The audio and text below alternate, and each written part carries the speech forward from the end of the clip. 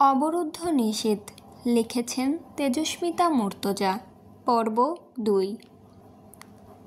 পরদিন অন্তু ডাক পড়ল প্রফেসর ইউসুফ সিরাজের কক্ষে। কক্ষে প্রবেশের পথে পিয়ন থামালো। দাঁড়ান আপনি, স্যার বিজি আছে, মিটিং চলতেছে ভেতরে। কিন্তু প্রফেসর নিজেই ডেকে নিলেন অন্তুকে। ভেতরে আসতে দাও ওকে। ভেতরে প্রবেশ করে সে সালাম জানালো। ইউসুফ সিরাজি মাথা নাড়লেন, এসো।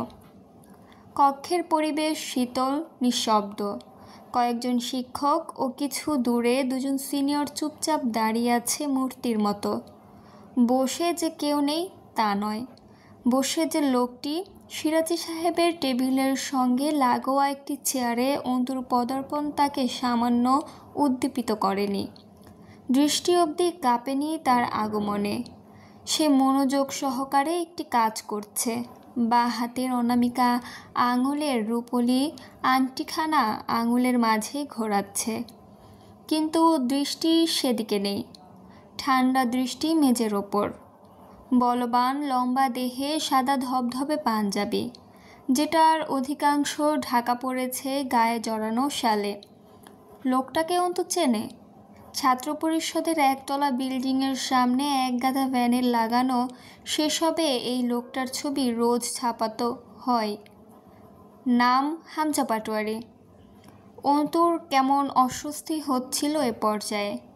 ইউসুফ সিরাজি জিজ্ঞাসা করলেন, গতকাল কি হয়েছিল? অন্তু দীর্ঘশ্বাস ফেলে বলল, আমাকে র্যাগ দেওয়া হয়েছিল স্যার। প্রফেসর বিরক্ত হলেন। সে তো আর নতুন কিছু নয়, তুমি কি করেছ? আমাকে সিগারেটের টান। ব্যাপারটা শুনতে মোটেই আগ্রহী নন প্রফেসর।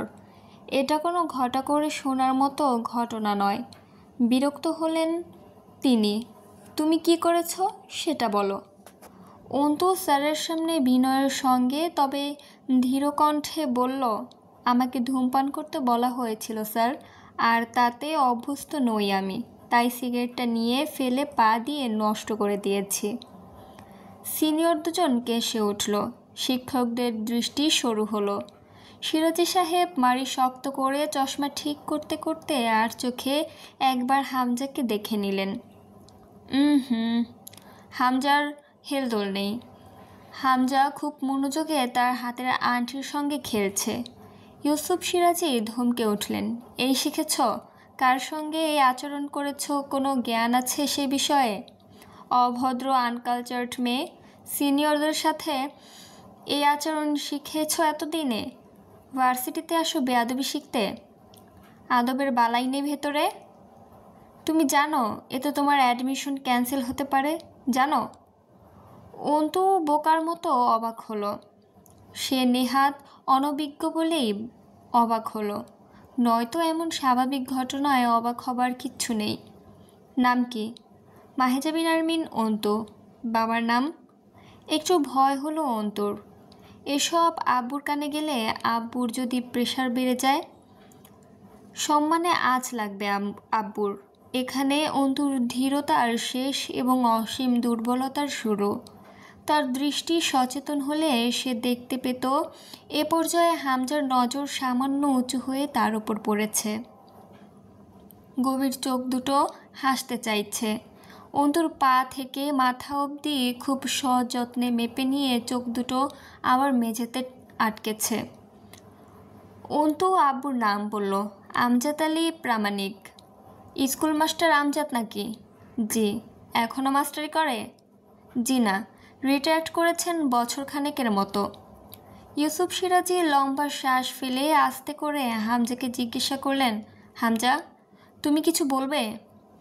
হামজার মনোযোগে বিঘ্ন ঘটল না প্রফেসরের ডাকে। কিছু মুহূর্ত পর পর খুব অলসতার সঙ্গে আংটি থেকে ডান হাতটা তুলে তর্জনী ও মধ্যমা আঙুলে নেড়ে সামান্য ইশারা করল। অন্তুকে বের হয়ে যেতে অনুমতি দিল নাকি খুব অগ্রহতার সাথে আদেশ করল বলা মুশকিল। তা বলে চোখ তুলে দেখল না একটাবারও। কক্ষ থেকে বেরোবার পরেও অন্তুর হৃদস্পন্দন স্বাভাবিক হতে সময় নিল কিছু। হৃদস্পন্দন বাড়ার মতো উল্লেখযোগ্য কিছু ঘটেনি। উল্লেখ্য ব্যাপারটুকু হৃৎপিণ্ডের অস্থিরতায় মিশে থাকাই ভালো। এর আগে কখনো এমন নিকট দূরত্বে হামজার সঙ্গে দেখা হয়নি। সামনাসামনি আজ প্রথম সাক্ষাৎ।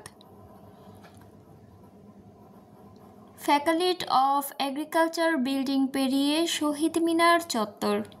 সেখানে এক সিনিয়র মেয়ে ডাকলো অন্তুকে। মেয়েটির নাম তানিয়া। তানিয়া জিজ্ঞাসা করলো, গতকাল আবার কি হয়েছিল তোমার সঙ্গে? অন্তু বসলো সিঁড়ির উপর। শরীরে কিছু দুর্বলতা অনুভব হচ্ছিল। সে বলল, গতদিন আবার? কেন, এর আগেও কি কিছু ঘটেছে নাকি ভার্সিটিতে? তানিয়া জিজ্ঞাসা করলো, কোন ইয়ার যেন তুমি? Second year. ও আচ্ছা, ছুটিতে ছিলে তোমরা। ভার্সিটিতে হওয়ার কি আর কোনো কমতি আছে? একের পর এক হয়ই। তোমার কি হয়েছে গতদিন জয়ামিরের সঙ্গে? অন্তু চিনল না জয়ামির। প্রশ্নটা খুব অপছন্দ হলো তানিয়ার। বিরক্ত হলো সে। 2 বছর ভার্সিটিতে পড়ছো, এবার কি বলবে জয়ামিরকে চেনো না? ভার্সিটির ছাত্রলীগের সম্পাদককে চেনো না? আচ্ছা, কাউন্সিলরের ছেলে ছাত্র সংসদের সভাপতি হামজা পাটোয়ারিকে চেনো? জি চিনি। তো জয়ামিরকে? হামজার ফুফাতো ভাই জয়ামির। তানিয়া অন্তুর আনমনা ভাবটা পছন্দ করলো না। তার মনে হলো সে চেনাতে পারেনি জয়ামিরকে। আর একটু বিশদভাবে বর্ণনা দরকার। সে বলল, এই 2 বছর আগে এখান থেকে অনার্স শেষ করেছে। শ্যামলা বর্ণের, লম্বা করে থুতনির কাছে একটা তিল আছে, গলায় চেইন, তাতে জে লেটার আছে, ডান হাতে ঘড়ি পরে আর বাম হাতে ব্রেসলেট। কাল তো দেখা হয়েছিল, মনে আছে? অন্তুর মনে আছে। লোকটা ঝুঁকে উঠে এসেছিল অন্তুর ওপর। বুকের ওপর পড়ে থাকা চেইনের লকেটটা অন্তুর শরীর স্পর্শ করেছিল। সে দীর্ঘশ্বাস ফেলে আস্তে করে বলল, চিনেছি। কি করেছে ওরা তোমার সঙ্গে? তানিয়ার সুরে গোপনীয়তা রক্ষার তাগিদ। খুবই সচেতন সে। ভয়াবহ রহস্যের ব্যাপার খোঁজ চালাচ্ছে সে। অন্তু বলল, বিশেষ কিছু না, র্যাগ দিয়েছিল। এবার তানিয়া আরও সতর্ক হয়ে উঠল। আরে লজ্জা পাচ্ছ কেন? আমি কাউকে কিচ্ছু বলবো না, এসব হয়েই থাকে। বলো, কি করেছে ওরা তোমার সঙ্গে? অন্তু অবাক হলো। আশ্চর্য, লজ্জা পাওয়ার প্রশ্ন কেন উঠেছে? বললাম তো, সাধারণ র্যাগ দিয়েছে। আর কি সব হয়ে থাকে? তানিয়ার হাসি পাচ্ছে, খুব বিদ্রূপের হাসি। রাগ হচ্ছে অন্তুর নাদানিতে। কেন, তুমি জানো না র্যাগিংয়ে মেয়েদের সাথে কি করা হতে পারে? আন্দাজ আছে, তবে আমার সঙ্গে তেমন কিছু হয়নি। তানিয়া বোকা নয়। জয়ামিরের হাতে পড়েছিল অথচ তেমন কিছু হয়নি, এটা বিশ্বাস করার মতো বোকা অন্তত সে নয়। সে বলল, তাই নাকি? যাক, তা যদি সত্যি হয় তো ভালো। কিন্তু তুমি কি করেছ? তোমাদের নিয়ে কানাঘুষা চলছে ভার্সিটিতে। তোমার সাহস বেশি হয়েছে নাকি? কানাঘুষা? কানাঘুষার মতো কিছু তো হয়নি। এছাড়া সাহসের কিছু নেই এতে। যা আমার পছন্দ নয় তাতে আমি সাফ মানা করে দিয়েছি। তোমার তো মাথায় দোষ আছে মনে হচ্ছে। তুমি সিনিয়রের সঙ্গে বেয়াদবি করে এসেছো, বলছো কানাঘুষার কিছু হয়নি। হয় তুমি পাগল, নয়তো বোকা, অথবা দুঃসাহসী বলা যায়। কিন্তু এখানে দুঃসাহস টেকার নয়। তুমি সিনিয়রদের সাথে এরকম অবাধ্যতা করলে কোন সাহসে? জয়ামিরকে তুমি আসলেই চেনো না, হামজা পাটোয়ারিকে চেনো না? অন্তু মনে মনে বলল, ঘাস কাটতে আসি না, এবং এসব পঙ্গপালদের খবর রাখতে তো অবশ্যই না, আসি পড়ালেখার জন্য, তা শেষে ফিরে যাই। তানিয়া অন্তুকে সতর্ক করল, শোনো, তুমি এখনও খুব নাদান, বুঝলে? তোমার ভালো হবে এসব সাহসিকতা নিজের কাছে রাখলে। ওসব এখানে চলবে না। তুমি পর্দা করো, ভদ্রমে। কাল কি হয়েছে কি হবে জানি না, কিন্তু তুমি সাবধান হও। এর আগে বহু মেয়ে ভার্সিটি ছেড়েছে জয়ের কারণে। তোমরা তখনও অ্যাডমিশন নাওনি। জয় সেকেন্ড ইয়ারে ছিল বোধ হয়। একটা মেয়ে হলের ছাদ থেকে পড়ে আত্মহত্যা করলো। ওরা কি করেছিল মেয়েটার সঙ্গে জানি না, কিন্তু বাঁচতে দেয়নি। জয়, হামজা, ওই দুটা অভিশাপ। আবার ভালো। ভালো কেন? রাজনীতির চাল বোঝো না? সমাজসেবার কাজ বাজ করে দুই ভাই আর তাদের দলবল মিলে পুরো ছাত্র সংগঠনের বেশ ভালোই যোগান দেয় দুজন। ত্রাণ, চিকিৎসা, স্বাস্থ্য, দুর্যোগ এসবে বহুত অবদান আছে ওদের। অঞ্চলের নামডাক ভালো হামজার, কিন্তু জয় আমিরের সেরকম না। অন্ধুর চোখের সামনে হামজার শীতল চোখে মেজের দিকে তাকিয়ে থাকা দৃশ্যটা ভেসে উঠল। সে তানিয়াকে জিজ্ঞাসা করল, কিছু হয়েছে আবার ভার্সিটিতে? শুধু রাজনৈতিক ছাড়াও অন্য কিছু? আমরা তো ছুটিতে ছিলাম। বঙ্গমাতা হলের আয়া সালমা খালাকে চেনো? দেখেছি। হামজা ভাইয়ের নিজস্ব যে ক্লাবটা আছে ওটা চেহেলগাজী মাজারের ওদিকে। সেই ক্লাবের পাশেই থাকে হামজা খালা। কয়েক বছর আগে ওনার ছোট্ট ছেলের অ্যাক্সিডেন্ট হয়ে সেই ক্ষত থেকে ক্যান্সার হলো। তার চিকিৎসায় খালা নাকি ওই বাড়ির জায়গা বিক্রি করে দেয়। বিক্রিটা আবার কেমন শোনো? পাওয়ার দলিল করা, মানে হলো ওই জমির বিনিময়ে যে টাকাটা সে নিয়েছিল একটা নির্দিষ্ট সময়ের মধ্যে সেই টাকা লাভ সুদ সহ পরিশোধ করতে পারলে ওই জমি সে ফেরত পাবে। কিন্তু পারেনি পরিশোধ করতে, আর জমিটা বিক্রি করেছিল রাজন আজগরের কাছে। ওরা কেমন লোক, কারা ওরা তা না জানলে আর কিছু বলার নেই তোমাকে। তো রাজন আজগরের ভাতিজা পলাশ আজগর তাগাদা দিচ্ছিল বাড়ি খালি করার, কিন্তু খালার আর যাওয়ার জায়গা নেই। তো উনি আরও কিছুটা সময় চান। সেই সময়ের মধ্যে টাকা পরিশোধ করে বাড়ি ফেরত নেবেন, আর নয়তো চলে যাবেন। সেজন্য হামজা পাটোয়ারিকে ধরেছেন। হামজা ভাইয়ের আব্বা তো কাউন্সিলরও। তো হামজা ভাই কাউন্সিলর, সব মিলে একটা সালিশ বিচার হয়েছিল। কিছু সময় দেওয়া হয়েছিল, তার মধ্যেও সালমা খালার টাকা দিতে পারেনি, জায়গাও খালি করেনি। এখন কয়দিন হলো খালার মেয়ে আখিকে পাওয়া যাচ্ছে না। অন্তুর গলা শুকিয়ে এলো। পাওয়া যাচ্ছে না মানে? আর এসব কি সবাই জানে? তাহলে পলাশ আজগর বা হামজা পাটোয়ারিকে ধরছে না কেন কেউ? চুপ চুপ করো, আস্তে কথা বলো। পাগল নাকি তুমি? মারবে? কে কাকে কি বলবে? লোক এত খবর কিভাবে জানবে? আমার হলের খালা, তাই আমি একটু ভেতরের খবর জানি। তোমাকে শুধু সতর্ক করার জন্য বললাম। তুমি যে দুঃসাহস দেখিয়েছ, এখনও সময় আছে, সাবধান হও। তাছাড়া এখনও কেউ জানে না আখি কোথায় বা কে কি করেছে। অন্তু উদ্ভ্রান্তের মতো উঠে দাঁড়ালো। মাথাটা ভার হয়ে এলো। তানিয়া খুব শাসিয়ে দিল এসব যেন কাউকে না বলে, খবরদার না। অন্তুর চোখের সামনে কল্পিত এক অপরিচিতা কিশোরীর চেহারা ভাসতে লাগলো। তার মনে হলো তার খুব কাছের কেউ অপহৃত হয়েছে। কি হয়েছে সেই অপরিচিতার সঙ্গে? কোথায় আছে সে? এরপর আর দুদিন ভার্সিটিতে গেল না অন্তু।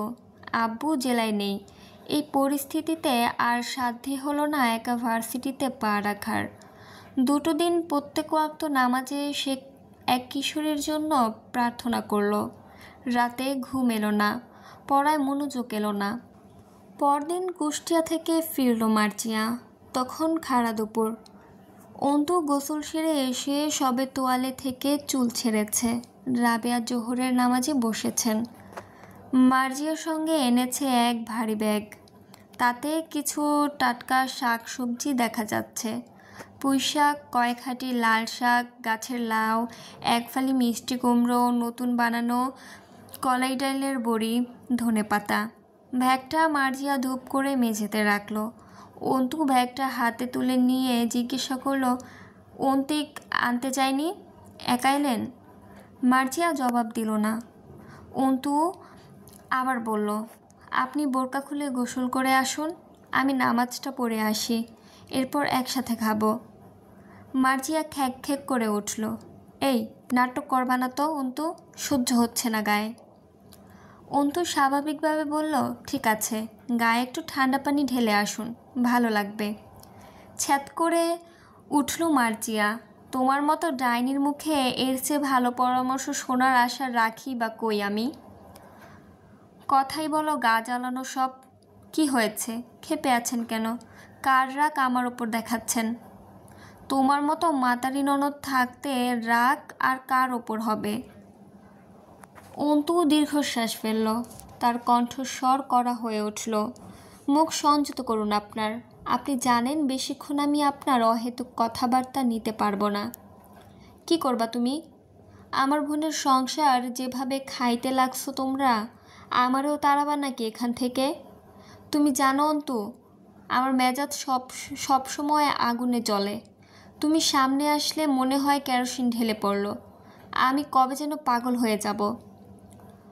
অন্তু যথাসম্ভব শান্ত স্বরে বলল, অকারণে এই কর্কশ ব্যবহার করলে মনে শান্তি থাকবে না, এটাই স্বাভাবিক। এই যে বললেন আমাকে দেখলে আপনার রাগের আগুনে কেরোসিন ঢেলে পড়ে, এর কোনো কারণ আছে আপনার কাছে? চুপ। তোমার এত মিঠি মিঠি জ্ঞান তো আমি চাইনি অন্তু। আমার জীবনটা জাহান্নাম বানাতে তোমাদের সবার যত আয়োজন ওই যথেষ্ট। তার ওপর আর ভালো মানুষই দেখাতে এসো না। রাবেয়া জোহরের নামাজে বসেছিলেন। দ্রুত সালাম ফিরিয়ে উঠে এলেন। কি হয়েছে মার্জিয়া? কী সব কথা এসব? এমন করতেছো কেন? মুখ ঝামটি মারল মার্জিয়া। শখ আমার খুব যে, তাই। অন্তু বলল, ভনিতা না করুন, বলুন আমি কি করেছি? আপনার শখ পরেও মিটাতে পারবেন। আপনি কি একটা নোংরা ভাষা ব্যবহার করলেন, তার উপযুক্ত কারণ দেখান। অর্ডার নাকি তোমার? অনেকটা তাই।